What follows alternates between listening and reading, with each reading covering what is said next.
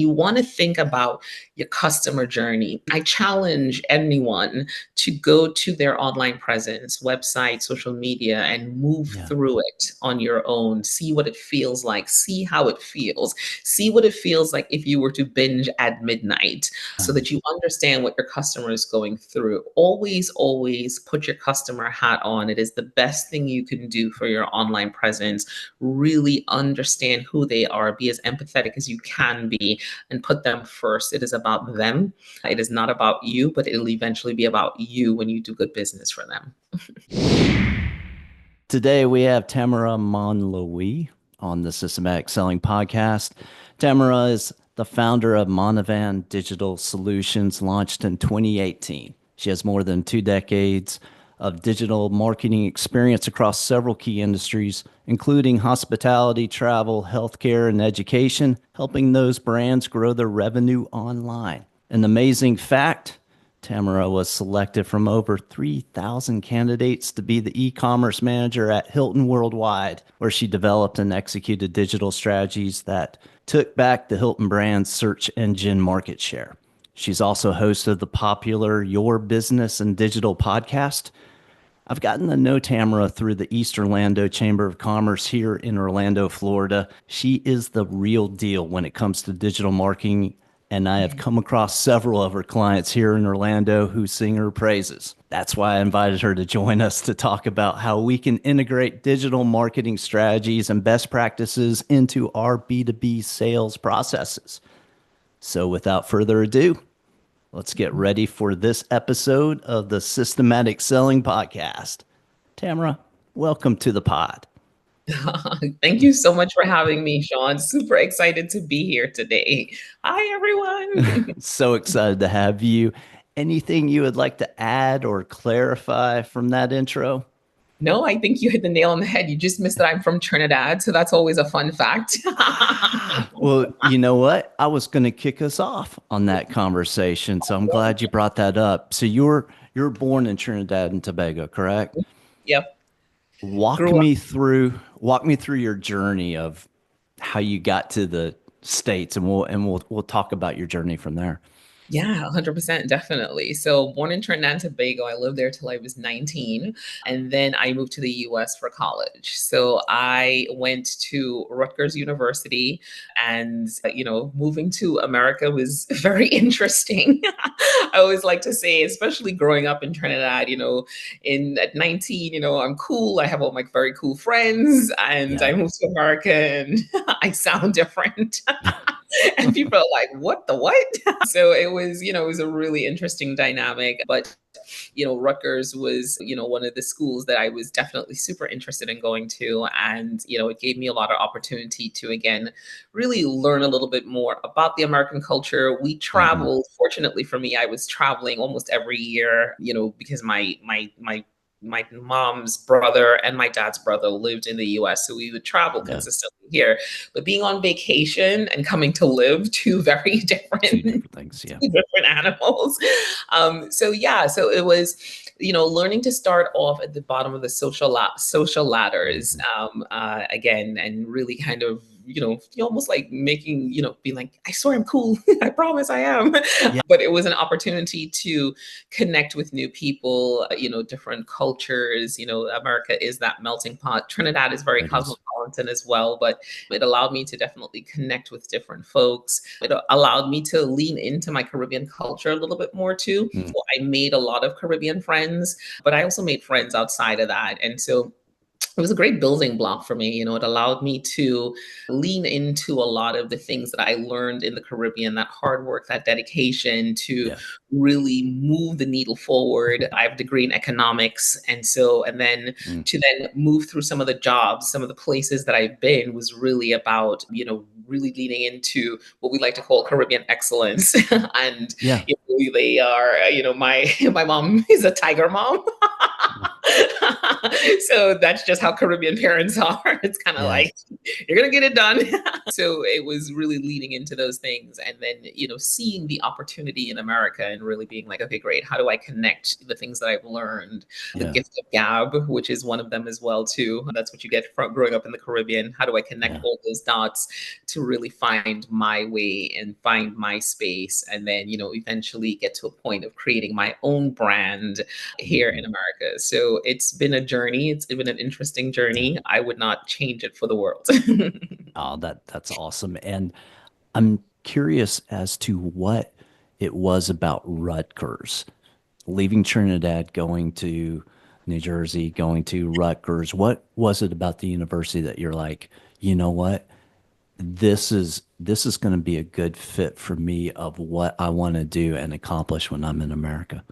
Yeah. So, my mom was here first, and every time I came and I saw her, I saw this school in Jersey, and I Hmm. was just like, this is it. And so I connect a lot of my things that have happened to me in America with things that I've seen on TV growing up, right? Hmm. As a child in Yeah. Trinidad, right? We watch a lot of American TV.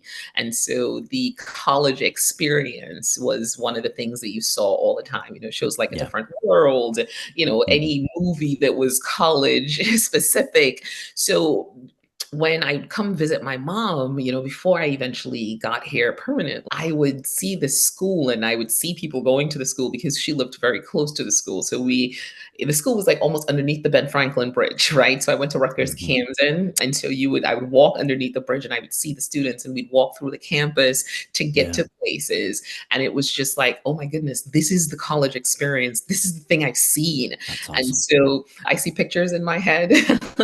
I'm a creative at heart. Yeah. So I see pictures in my head. So I was able to connect those dots of those pictures, the TV, the movies, the shows that I've watched, and then connect the dot back to it. And Rutgers presented that for me. And it was a great choice. It was the only school that I applied to. I knew I was going to go there. Now, So that's what it was. an economics degree is probably the last thing you imagine a creative Yeah. pursuing. Yeah. What was it about the economics degree that led you to pursue it at that time? Well, at first, I thought I was going to be an English major because Okay. English is my first language. And then I wrote my first paper and I saw a lot of red writing on it. And it's just like, Okay. oh, splice here, this here, this Yeah. here. And so what I started to realize is that the way we speak in Trinidad and the way we write is very different. So it was Mm. almost like learning a second language, right? So Yeah. even to this day, I have to edit myself. When I'm speaking to someone in Trinidad, I speak a very different way. When I'm writing to them in Trinidad, very different. So here I have to edit myself, right? To learn the American language is a little bit shortened. So that understanding of like, oh my goodness, they don't think my English is good. A little bit rough. And Yeah. then I did my first economics class and I was just like, oh my goodness, like this is good here. I like this. I understand this. This makes sense to me. Macroeconomics, microeconomics. To this day, I'm very still plugged into it's how we function, right?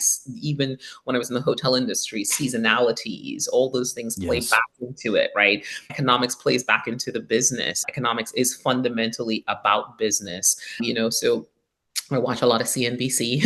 And so it just really economics connected the dots for me to understand some of the cultural things as well too, right? Because of those different little seasonalities, because of what people do at a specific time, what we buy, when we're buying, technology, all the things really fit into economics. And so that's once I started taking the classes, I got to write a little bit, and the teacher wasn't as picky about my English. Of The course. concepts were Yeah, right. exactly right. And then you can connect it with a graph, right? And graphs make sense to me, right? So it's Yeah. like here's this picture where you really get to tell the story, and then you get to give a synopsis on what exactly is going on. So to this day, that economics degree is something that really I still lean into that when I'm talking digital marketing, right? Because I always talk about the fundamentals of business still with digital marketing. So because I was a failed English major, and the economics teacher let me me. He Yeah. wasn't mad at my writing. Tamara, I was the exact opposite. I went in with a math scholarship and a math major, and I came out with an English lit degree and philosophy minor. So I went the other direction.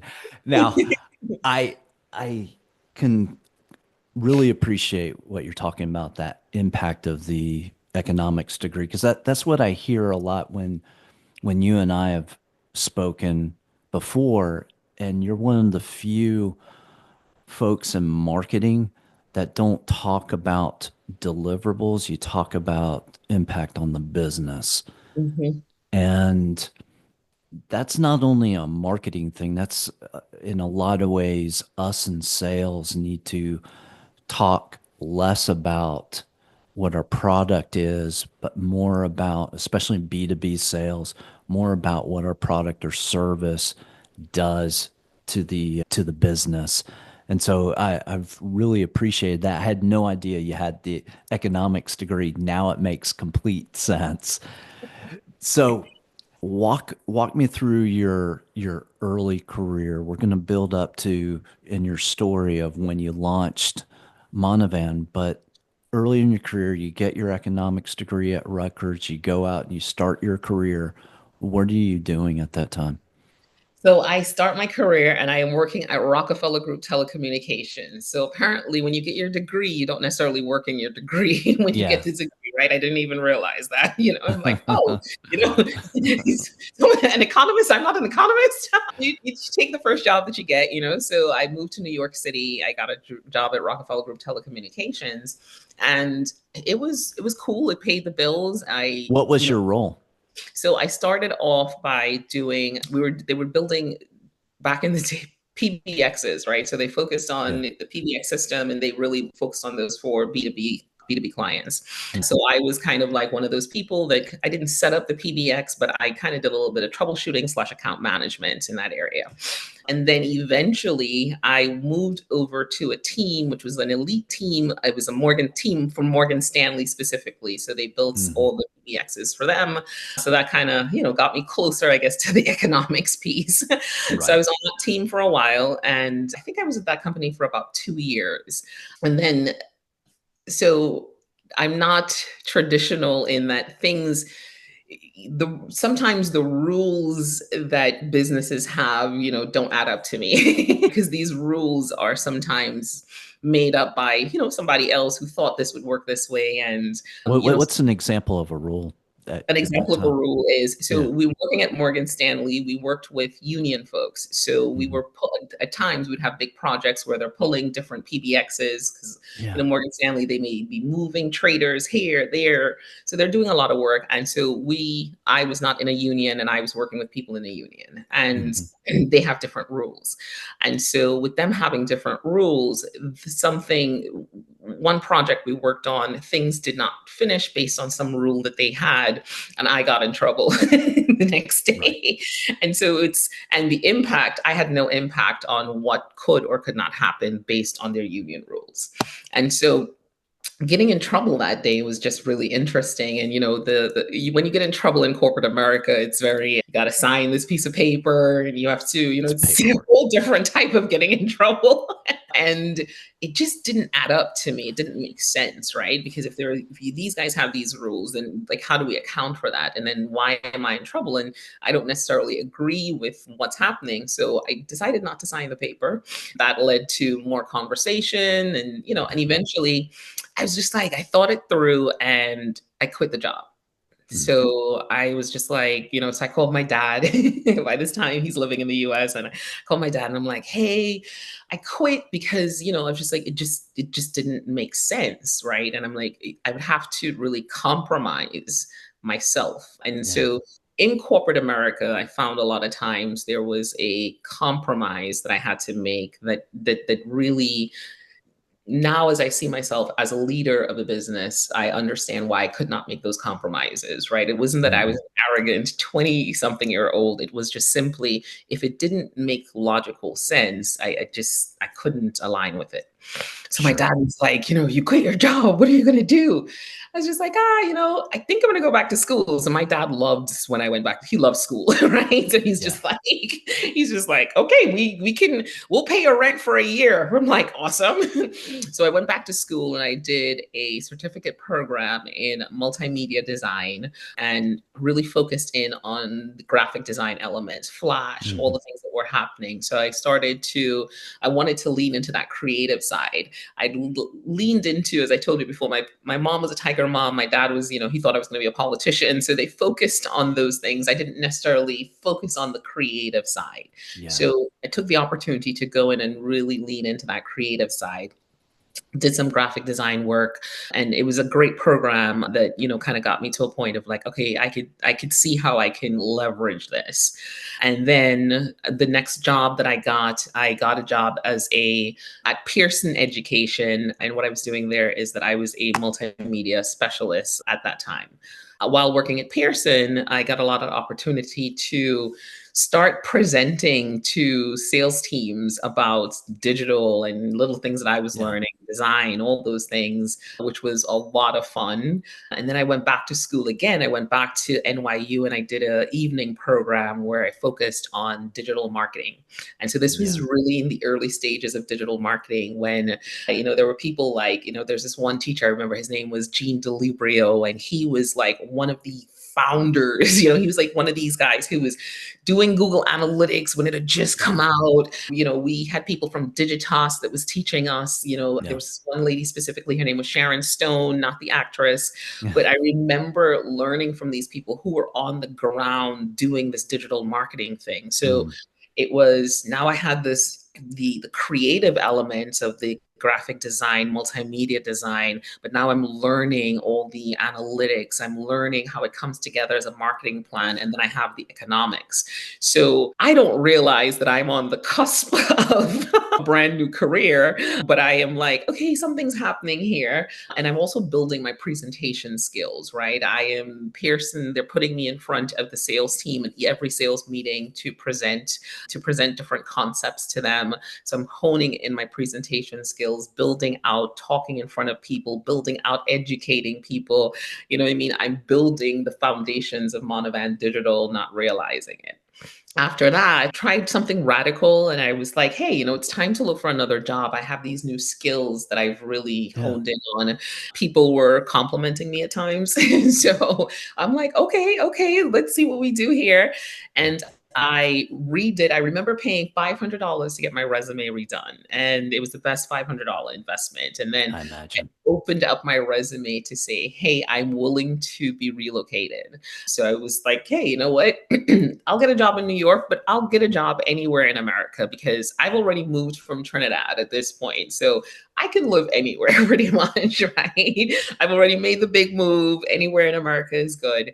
So then I met a recruiter and Mm. I started being recruited for a job at St. Jude Children's Research Hospital in Memphis, Tennessee. It was a long process. It was probably about a 6-month process. That process was awesome. They gave me they gave you a kind of almost like an exam, a project, I should say. You have to do a project and you have to, in the project, it's about their business and you have to pull this project together and then present it to them. That's the first step. Once you make that step, then they interview you. After that interview, then they fly you out to interview you some more. They flew me out. And again, remember I told you about things that I've seen on TV, right? So I'm in Yeah. Trinidad. I've seen this before. I've No, seen I love someone it. be flown to an interview where people, and I'm like, oh my goodness. In my mind, I'm like, this is the American dream because I'm seeing what happens on TV, right? And so those pictures in my head all connected the dots. They put me up in a hotel, they took me out to a fancy dinner, and the next day 11 people interviewed me all at once. And it was interesting because I don't know that I was prepared for it, but I still understood from my presentation skills that I had developed that I needed to capture the people in the room, and I needed to make sure I Hmm. paid attention to everyone in the room. Who was I able to capture and who was I not capturing, and how did I capture that person? So in all the sales trainings I'd been to, I understood that the introvert in the room was the person that I needed to, that was the person that I needed to win over. So as I saw the people shaking their heads along the way, I'm like, okay, got you, got you, got you. I'm like, this guy over here is not shaking his Yeah. head at all. I'm like, I do not know what is going on with him. Do you even hear me? So Yeah. after a little bit, I started to lean in, really talk to him. And then, you saw some movement. I'm like, okay, cool, finally got this guy. And then, they offered me the job, and again, we've seen it on TV, right? They picked me up, they came, they packed up my stuff in Brooklyn, and they put Wow. it in a truck, and then they flew me out and they moved me to Memphis, Tennessee. And St. Jude Children's Research Hospital, probably one of the best jobs that I've ever had to this day, because literally you are with them, living and breathing the mission. You are there with the kids, the families. I mean, I got chickenpox while I was there because I Wow. didn't have chickenpox in Trinidad, but it was the greatest job because you were literally living the mission. We would go Yeah. to meetings, marketing meetings, sales meetings, and we would cry because there was an Yeah. impact story. So, really connecting all those dots of economics, design, and digital marketing, that's what led me to St. Jude Children's Research Hospital, where I ran their end of the year giving campaign, which was their thanks and giving campaign, the digital components of that. So it Yeah. was a lot of channels, a lot of platforms, and I got to look at the analytics from the year before and really develop a strategy based on those data points to help them increase their revenue and grow their revenue. Because Yeah. that's what it was about, right? It was more than really moving beyond those likes and follows to get to that place of how do you impact these lives. And that's what we were doing there at the digital. So St. Jude was, again, best job I've ever had. And then a year and a half later, Hilton poached me. And then it happened again. And it was just So, like, so real quick on Hilton, 3,000 other applicants. How, like, the odds are, you yeah. know, So it was, the path to success in sales, we call that, is very slim. yeah, So absolutely. walk us through how you won that job. How I won that job. So Yeah. it was a few e-commerce managers. I wasn't the only one, but how did I win that job? The phone call that I got, I was at the Adobe conference in Utah, still Yeah. working at St. Jude. And the person I spoke to, I will never forget, her name was Tammy. And so sometimes they call me Tammy. So I remember Tammy, she had also moved from New York to Memphis. And so her and I spoke, and then when I flew into Orlando for the job, same thing, right? There was a project. You had to do a first round of interview. Then you got to present your project. If you made it through the first round of interview, you got to present your project. Yeah. And then you were told whether you got the job or not after you got to present your project. I remember her saying, oh my gosh, you moved from New York to Memphis, blah, blah, blah. That same path that she had, I had. So Hmm. there was something there in that first conversation. I got to Orlando, I remember one of my best friends, he lived in Orlando. He was from Trinidad. So I was just like, hey, I'm going to spend the night. And he was like, all right, awesome. And so we hung out, got to the job interview, and I walked into the job interview, and she was the first person that I met.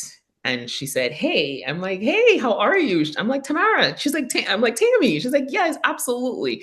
We talked for 5 minutes. And then she moved me in to meet the HR person. And he was just like, I don't know what you've done, but you're hired. And it was just that, I think it was, she understood the path. She understood that it wasn't easy to pick up and move from New York to Memphis. So she understood the gauntlet, and she respected that gauntlet. And I moved to the top of the circle. And sometimes in American culture, you find that there's always a story of people like, hey, Yeah. sometimes you hit that glass ceiling, blah blah blah. I've had so many great opportunities because of, again, just being able to showcase differences, right? Those differences of, here's what I'm willing to do to move to the next level. So that stood out for me. And that's how I ended up getting that job at Hilton. And yeah, so it was interesting. I want to hit the pause button on that to reinforce a couple of things. One, how you won that job is indicative of a sales approach in the sense that you had commonality. You had differences that set you apart, but it was the commonality of the differences of the other person across the table that gave you guys a connection. And so when you look at something and you look at pure numbers and you go, the path to success is slim. But when you look at the humanity of it, the one who can make the connection typically wins. And that is a fantastic story. I appreciate you sharing that.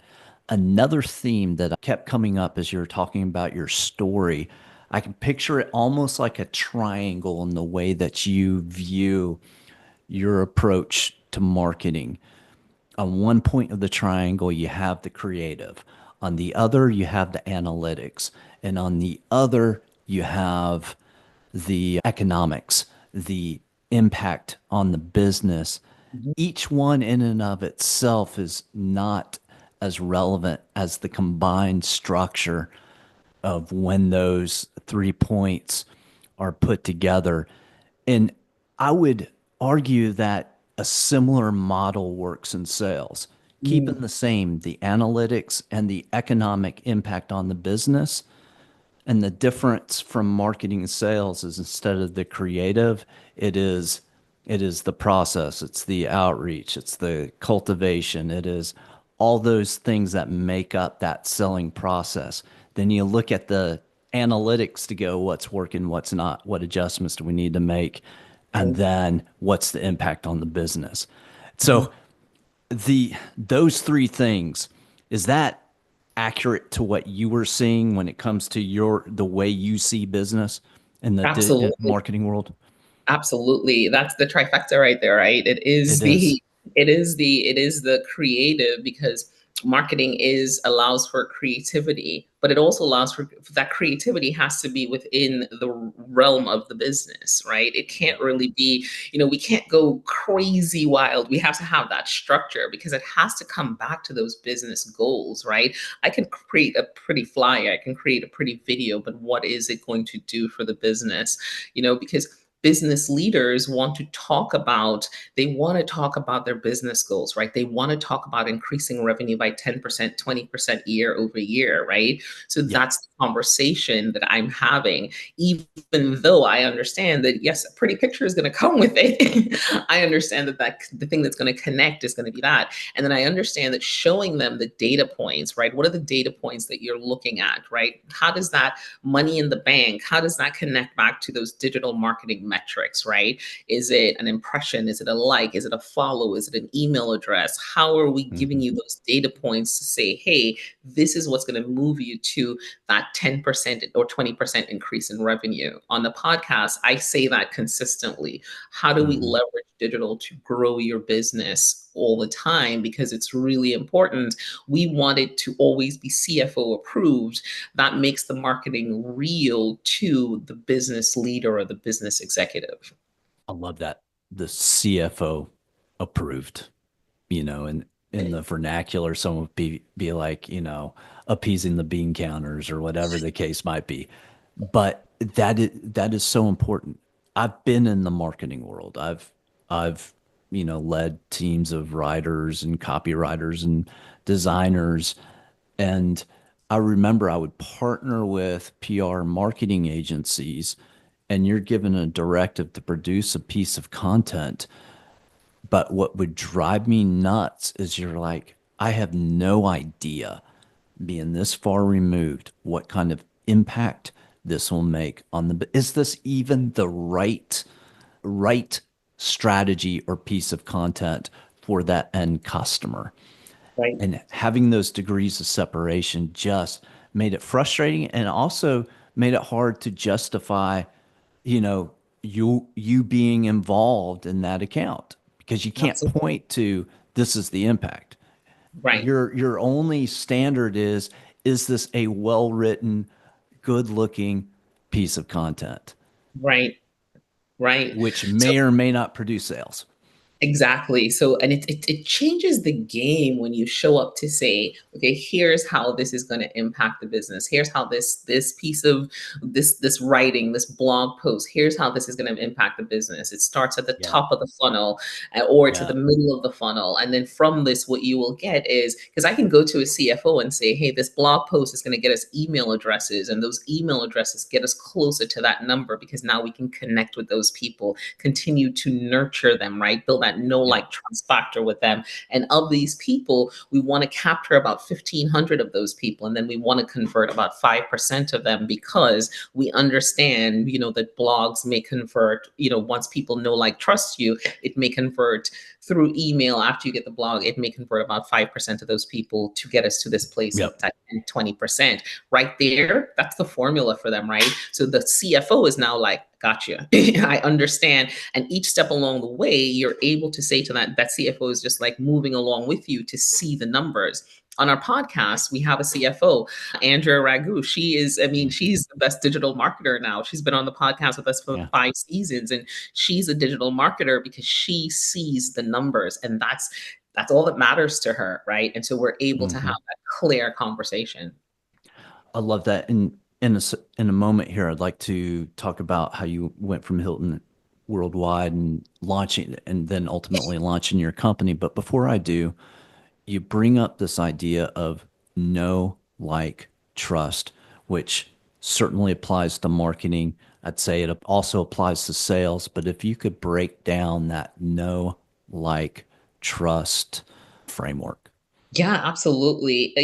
In connecting with a business owner, in connecting with a business executive, it's really about getting them to, first of all, know you. So that's the awareness stage, right? Hmm.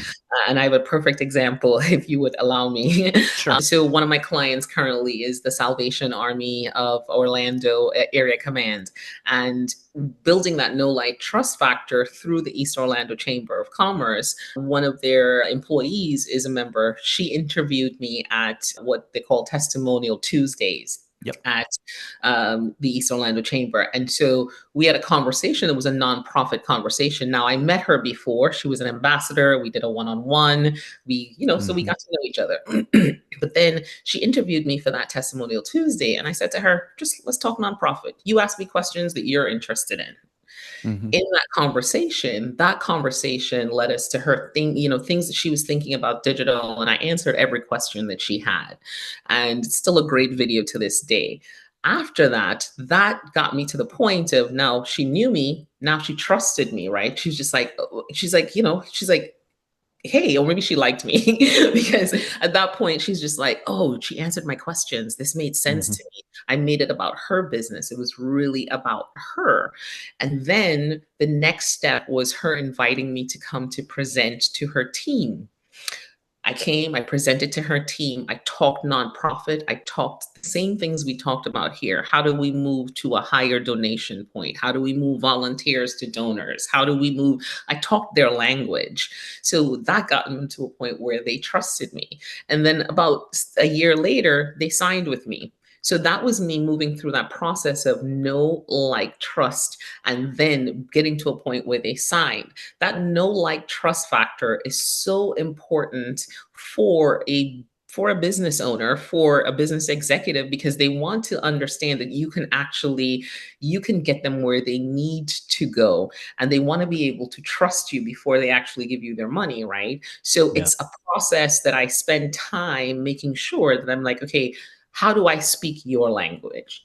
Every customer I connect with, I want to understand their business. You're the expert in your business, but I want to speak in your language. I'm never going to talk to you in likes and follows. I'm never going to talk to you in digital marketing terms. I want to talk to you about your business. And so that's where, in that nonprofit space, I was able to really lean into my St. Jude and come back and say, here are some of the things that we saw. So it was 100% about impact, mission, really focusing in on those things that really matter to them. No, like, trust factor is the thing that works all the time. So as I am a digital marketer, as a business owner, I'm also a salesperson. So I am always in a space of understanding that I'm selling, but I'm not selling from a place of I know best. I'm selling from a place of one, empathy, and I'm also selling from a place of I want to understand as much as possible about you because it's not about me, it's about you and your business. So that's the conversation that we're having. I want to reinforce a few things that you said there. The first off, on the know, like, trust factor, for our audience in systematic selling, we talk about the trust continuum, 0 to 10. 0, I don't know you, I don't trust you, to 10 being, you know, what we call impeccable trust. They are begging to buy whatever you're willing to sell them. And your no, like, trust factor falls right inside of that trust continuum, is the same mindset. Every interaction, you're taking them from, okay, we know each other, as you were talking about with the Salvation Army. You had this knowledge, you had the one to ones, and then you had that opportunity with Testimonial Tuesday to then take it really to that next level of like. And the way that you increase that like is, you, instead of normally Testimonial Tuesday is a focus on you, and you put it back on her to talk about what are some of the things that you would have questions about from a nonprofit perspective. And as you demonstrated your expertise and your answers, and then also just subsequent interactions, speaking to the team and so forth, you developed trust. Now they're at that initial point of trust to say, hey, we'd love to sign with you. And then it's over time, as you deliver on their results, that you take them to that point of an 8, 9, and 10 on that trust continuum. But it falls perfectly in line with that. So, number one, that I appreciate you sharing it, because it gives it a simple frame to talk about that trust continuum that applies to sales and to marketing. And then the second thing that I want to bring out is, and it's something that every one of us in sales, as owners or sales reps, or even, VPs of marketing, we need to think in terms of the client's world. We got to think the way they think. We got to feel what they feel. You talk about empathy. You didn't use the word, but you described it. It's humility. It's a sense of, I don't know it all. I'm here to learn. And those things right there are incredibly powerful, from a sales perspective. Thank you. I appreciate that. One of the other things I do is in sometimes when I'm talking, especially to a client, I count how many times I say I. Yeah. That's that. Just to be a that little bit self-aware. exactly. Right there, it's just that is another practical tidbit of being aware of what your language is, and is Mhm. it drawing the person in, or is it pushing them away? Right. And I will tend to push them away. Sure. Now, let's go back to your story here of, okay, so you're at Hilton Worldwide, and I think you did one or two things before you launched your business, but talk about your origin story of what drove you to go, you know what, I'm ready to go out on my own here. Yeah. So I was in another company and the I was on vacation. I took my mom to Jamaica. And so I got back from vacation and my VP was just like, hey, this other department wants to leverage your expertise because we have this a hotel client that we could be losing the business. And I think it was like $1 million contract. And I was just like, all right, this is weird. Like, what are we doing here? It's just like, you rent us out to other departments. Very new, but fine. I was like, let's roll with the punches. And so it was Dream Hotels in New York City, and I never forget, jumping in there and the conversation that they were having about digital was very like and follow-ish, right? And I talk Hmm. about this all the time. This is one of the conversations that I have where this owner of this hotel could not wrap his mind around like and follows, right? He was just like, Hmm. what? He's a hotelier. He needs heads in beds, right? So it was very much like heads in beds. And so once I went to the first meeting and saw how we were presenting the numbers, we were presenting the numbers from a digital marketing standpoint, not from a hotel standpoint. We weren't saying to him, here's how digital is helping to increase your heads in beds. We're saying, hey, you got this many impressions, metrics that he doesn't understand, he cannot connect the dots to. So I found myself being the person that they came to talk to CEOs, to talk to I was the person who was talking to the CEO all the time, and I was just like, oh my Mhm. goodness. Salespeople, one of on our podcast, Michelle Gordon, she's a salesperson that I worked with. She would sell something and bring me in to help manage and move that CFO or CMO, whatever it was, CEO. She would bring me to help them move forward. So I'm like, they keep people keep putting me to talk to CEOs, and I was just like, man, I can have these conversations. And so I started to realize my power, right? Because all the time I'm building a skill and I'm like, okay, cool, how do I build this skill, this Right. different skill? And now I'm like, wait a second, there's something there when you're the person in the room that they're comfortable putting to talk to the CEO. Yep. And when that started to connect the dots for me, I was just like, okay, cool. So I started to feel something is different here and then I started to look at myself a little bit more. And then the job really just got to that place where they didn't, I wanted more. They wanted more, but they didn't want to give me more. And I was just like, they didn't want to give me more money. And, it just started to get into that place of I'd been there too long. It was because in digital, the other thing is that digital jobs, I got into digital at a time where a year and a half was the time frame, right? That was like, it was almost like 20 years. I remember my dad worked at his company for like, 30 something years. Yeah. In digital, you move after a year and a half because someone was moving me all the time or pulling me here. And so I'd been at this company probably the longest. I'd probably been there maybe 3 or 4 years, and I started to see the issues started to show up, right? And so we were no longer aligned. And then part time, I was kind of doing digital marketing on the side, right? So I was doing digital marketing for my friends' events, for different things that were happening. So I always had a little part time hustle. And their businesses were growing, and I was just like, finally, I was just like, I took a step back and I was just like, I think I can do this. I was like, I really think I can do this. I understand how to have the conversation. I've Right. honed in these skills. I claim I am one of the best digital marketers out here because of how I see the world. And I'm like, you know what? Let's do it.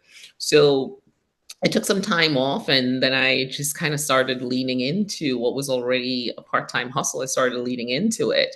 And I went back to Trinidad and I launched the business. And I launched the business. I was on TV, I was everywhere because it was Mhm. easy to do that. I did a workshop, I got pictures, I did all the things. I created that grand feel, right? I remember Right. someone saying to me, I saw you on TV. And, it's just interesting. They didn't realize I was on TV in Trinidad, right? Because no one ever asked, where were you on TV? So it was Yeah. just creating that marketing illusion, right? And going from there. And then, yeah, it was just like Monovan Digital in 2018. I really leaned into it. And I started with a workshop called Go Beyond the Likes.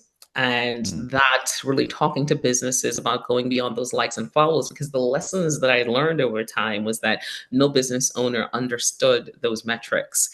To this day, I own the trademark Go Beyond the Likes. And so it's something that Excellent. is really a foundational piece in the business. I talk about it all the time. Even in the podcast, we have a segment called Go Beyond the Likes. So I use it in my marketing, and people, it resonates all the time, right? Because they want to go beyond those likes and follows. And I wrap it up by saying to that place of money in the bank, to getting you to an increasing your revenue by 10%, 20%. So those are things that I say consistently because that's what a business owner, a CFO, a CMO, that's what a business executive wants to hear, because Yeah. they are connected to these goals, right? I sat so many times in marketing planning meetings, and they come in and they're like, hey, we have to increase revenue this year by this amount because we increased it by this amount and our goal is set here. So it was easy to connect those dots. If I can say to you, this can help you, and it's by using the information that you already have offline, the things that you've done really well offline,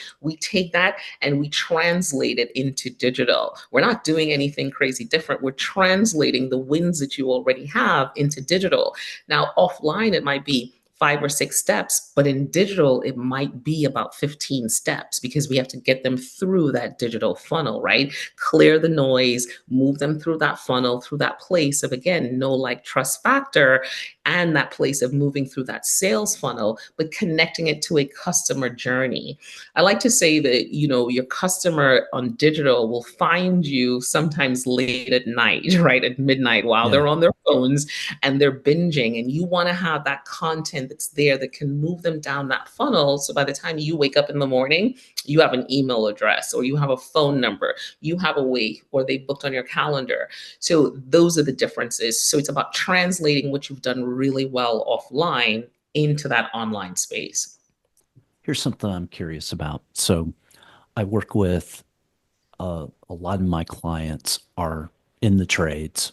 They sell B2B, meaning that they they're going out calling on customers.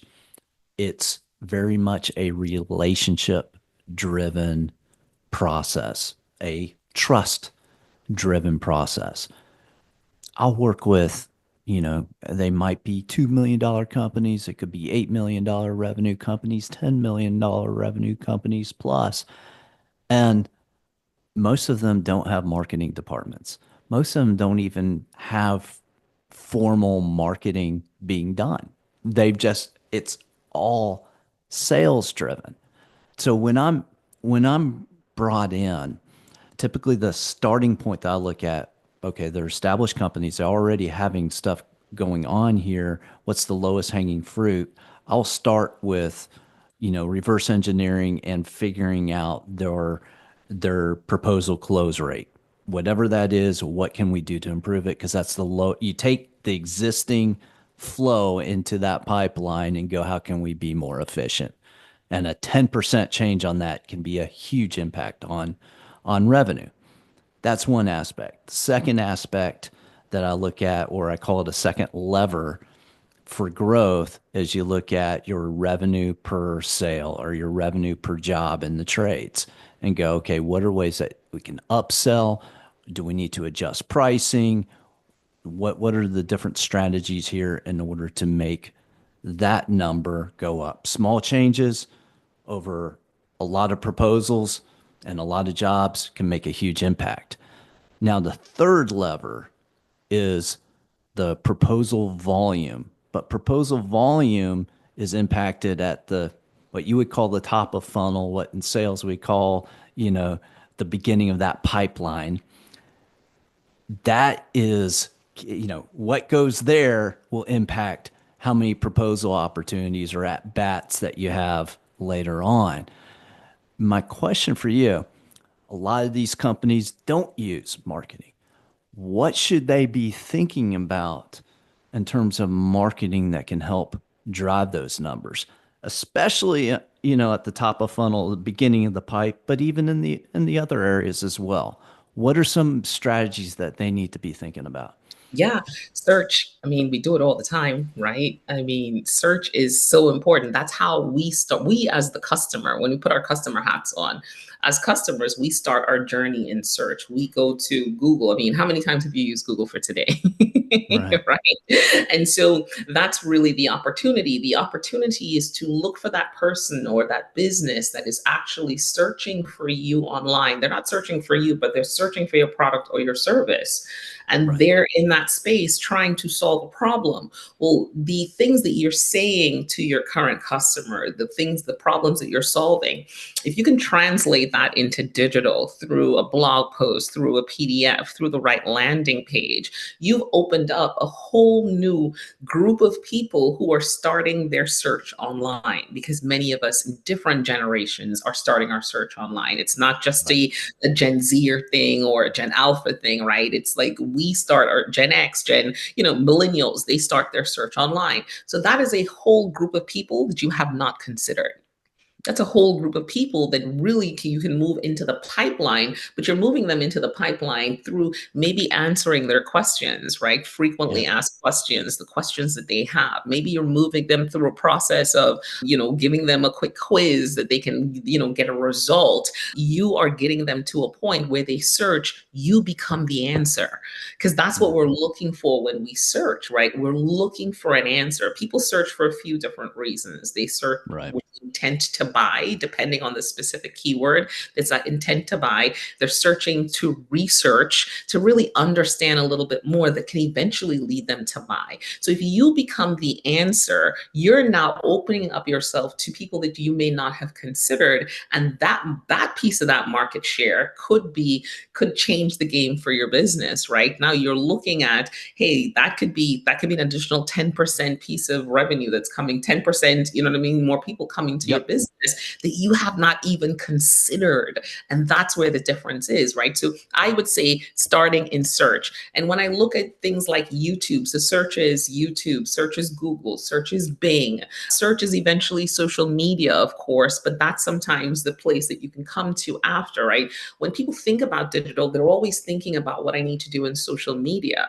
But we go to YouTube, we call it the University of YouTube. Yeah. Yep. Right? And we go in there and we're like, how do I da da da da da da da? So whatever your business is, creating those how-to videos gives people an opportunity to binge your content, right? Just like we binge on Netflix. And here's what it's doing in the meantime, right? It's creating that know, like, trust factor, because you have become their answer. So every time they want to research, they now follow your channel, they now come back to your space, they listen to you consistently. You become Hmm. their teacher. You become that voice to them, so that when they are ready to buy, they're like, you know what? I know exactly where I'm going to buy because I listened to Sean's podcast, and on Sean's podcast, I heard all the answers, because when I searched for selling, sales, this is what drew me here. And now when I'm ready, I'm going to work with Sean because I found him through search, and he built that know, like, trust factor with me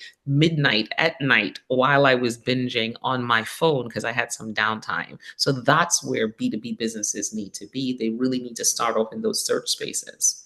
Let me hit the pause button real quick before we continue. The To my audience out there, I want to reinforce what Tamara is saying here.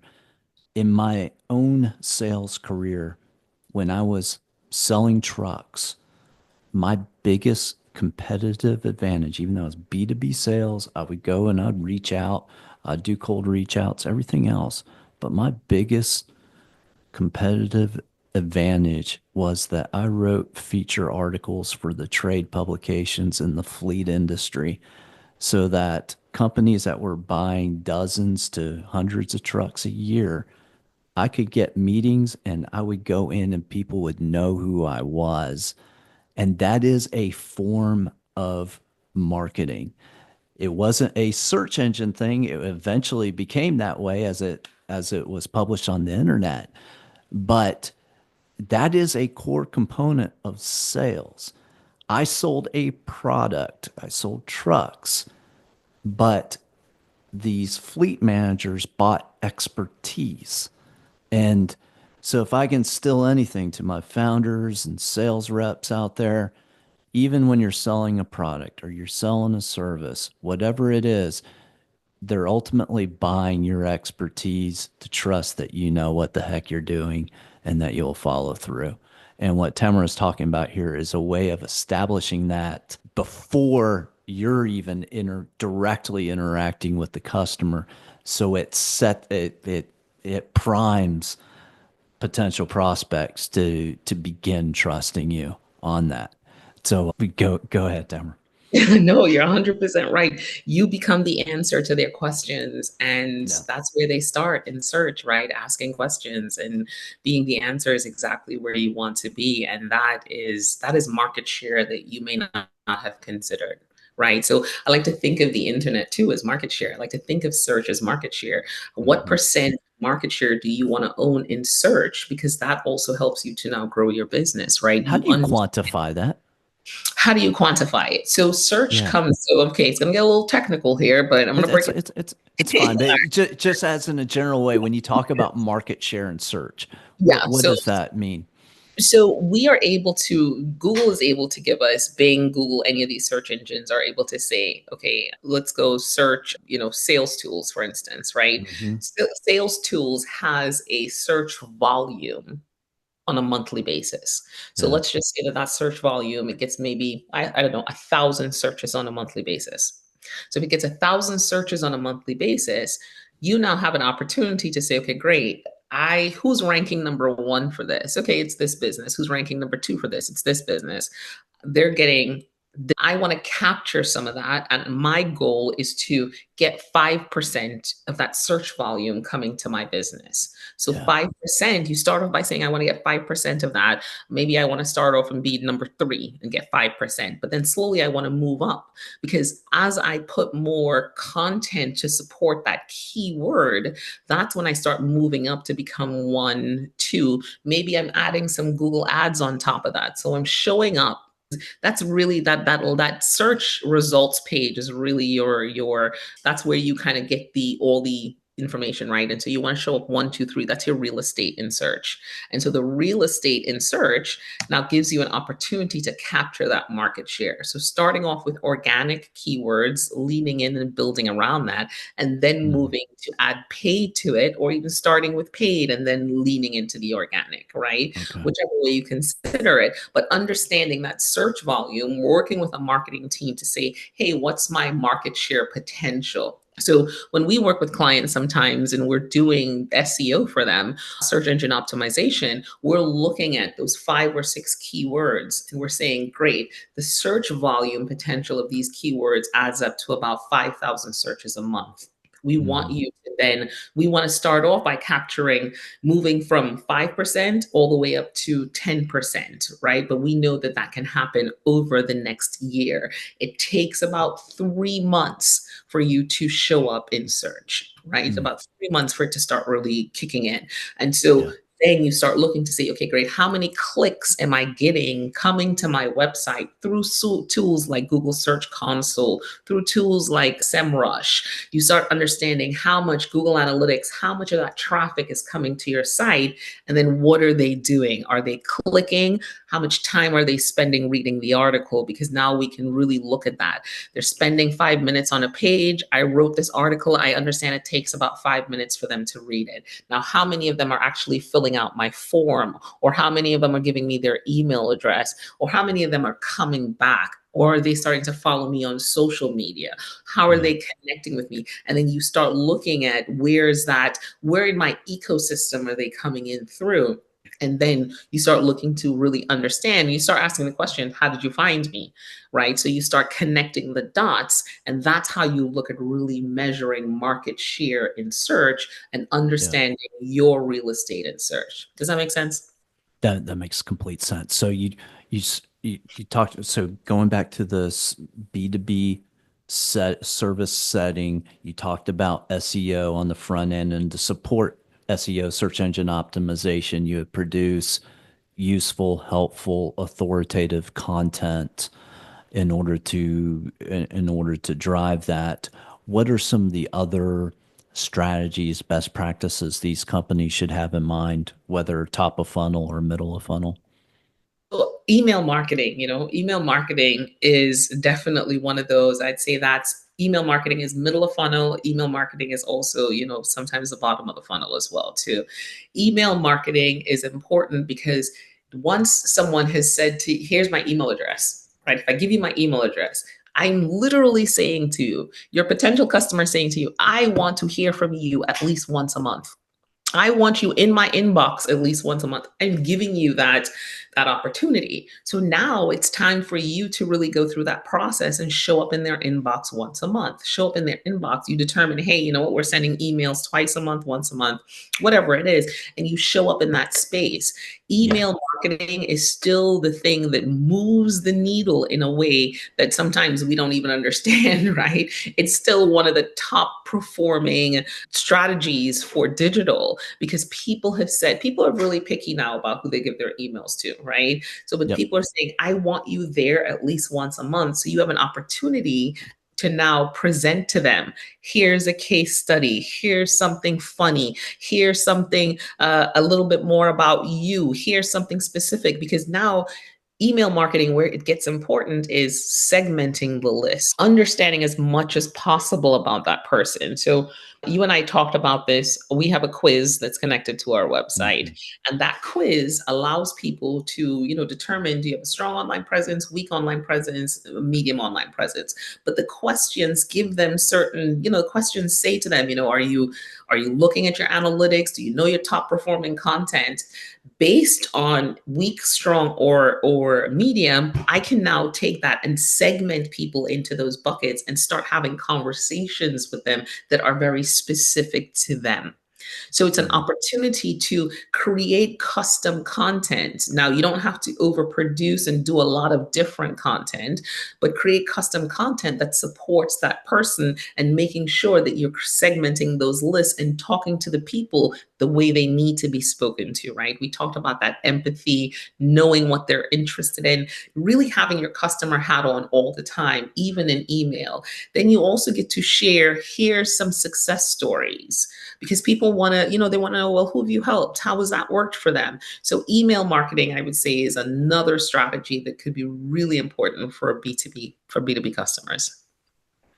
Yeah. And you you bring up a good point on the segmentation because you can be addressing the same ICP, your same ideal customer profile, but if you think of it in your terms of the know, like, trust spectrum or the trust continuum of 0 to 10, you talk to that ICP differently depending on where they are in that continuum.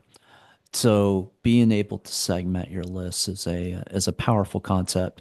And what I found with using the systematic selling newsletter and the podcast is that it gives you a way. The vast majority of people that you come in contact with are not ready to buy right then, right? But it gives you a way of cultivating that relationship over time so that you never leave. And you may have started with that person a one or two with your newsletter, and by 6 months in they're at a four or five, and they say, hey, can you provide us, with a quote on such and such. Things start to emerge. So you bring up a powerful point there. So you talk about SEO, you talk about email marketing as a way of cultivation. What are some other things that B2B companies need to be thinking about? I love a good podcast. Yeah. Okay. I am a fan of a good podcast because I think it's an opportunity to really be an authority. It's an opportunity to present yourself as an authority, as a subject Hmm. matter expert in your field. It gives you an opportunity to answer those questions. It gives you an opportunity for people to hear your voice. It gives an opportunity for people to hear your laugh. That is on our podcast. People Yeah. talk about my laugh all the time. Like, oh my God, I love how you laugh. It's just so Yeah. funny to me, right? It's like the Yeah. things that you pay attention to, and you're like, oh my goodness, I didn't even consider that because I'm thinking about the information. But it's this thing where they get to see this personality in a way that you would not have thought mattered. And so people buy from people, right? They don't buy from Hmm. businesses, and they buy from people that they can connect with and that make them feel good.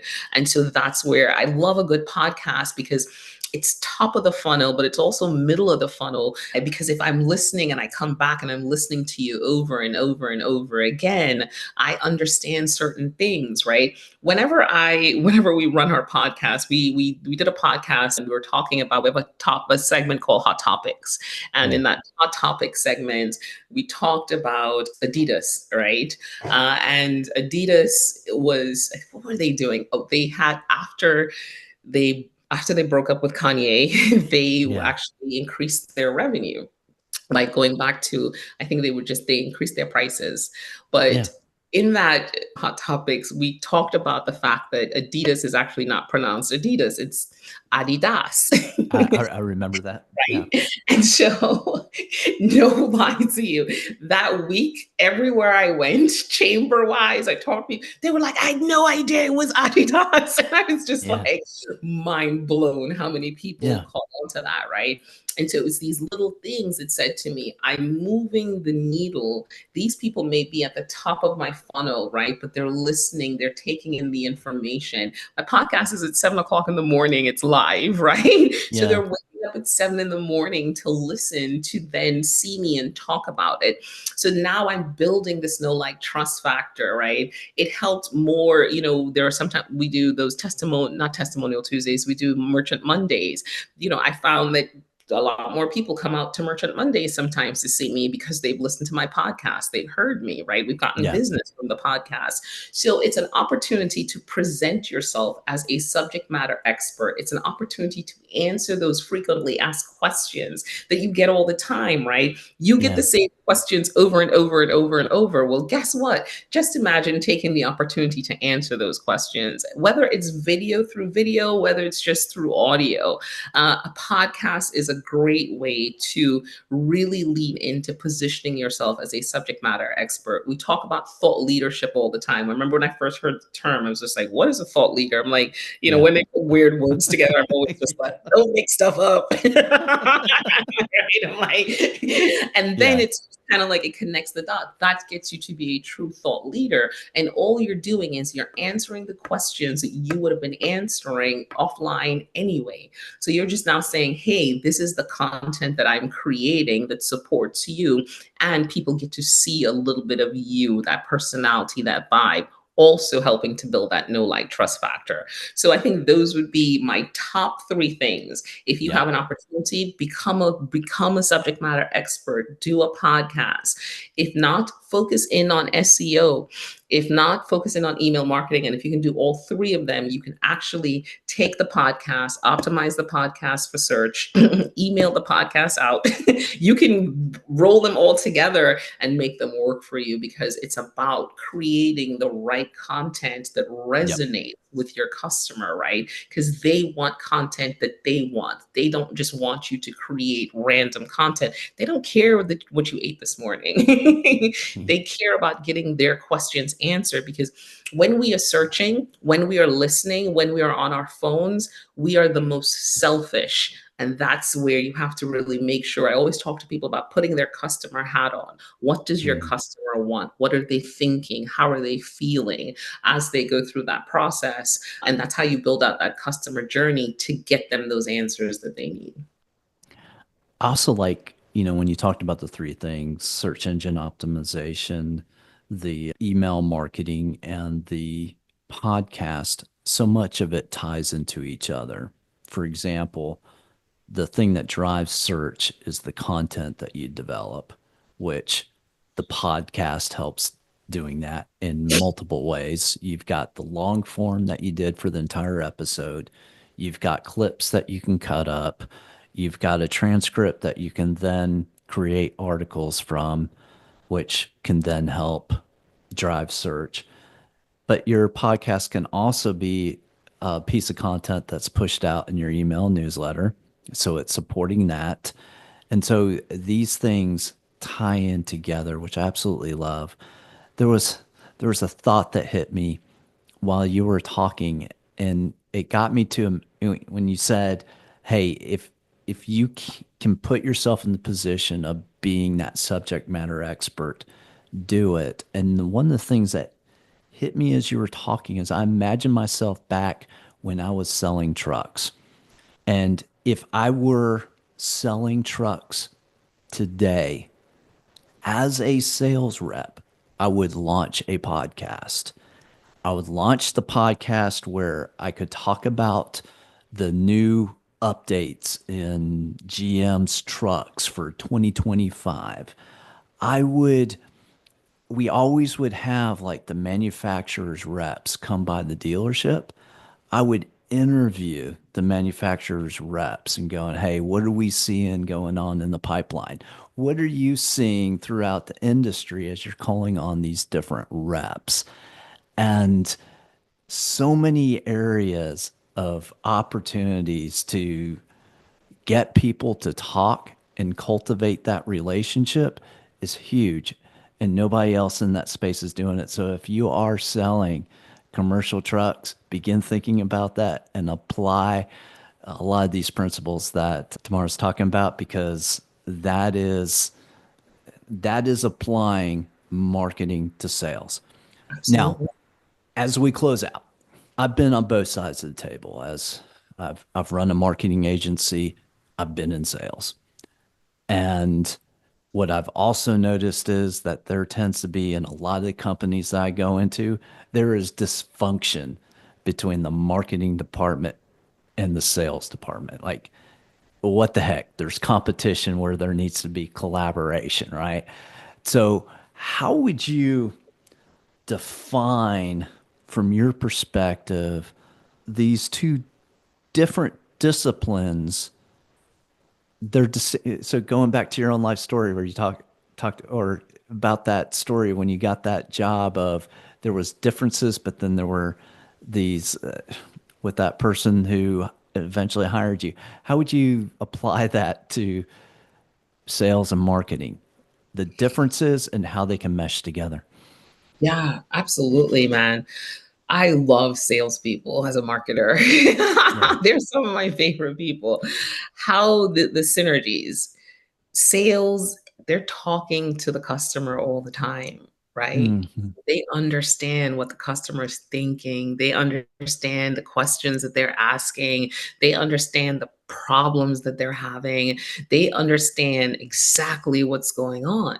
So marketing has an opportunity to really talk to sales to create the marketing, right? Because the sales gives them the information to say this is what I'm hearing on the ground, right? This Yeah. is the information that they need.